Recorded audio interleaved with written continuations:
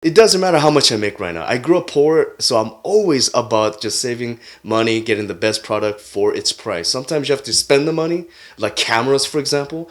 But if there are accessories like an audio recorder that you could save a little money by not having to get the most expensive recorder, then I do it, right? So for this particular one, I do have a Zoom H1N, very small, very light. I always plug this to the DJ mixer or the speaker.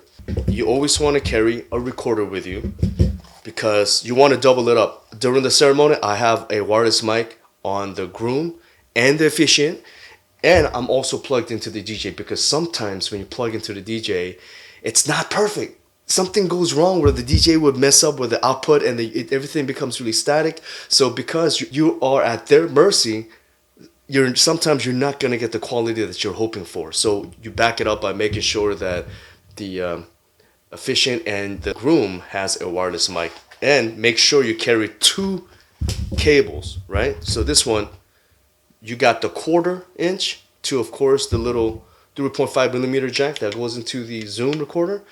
And that's sometimes the mixer has a 1/4 inch, but most of the time the mixer has a female XLR.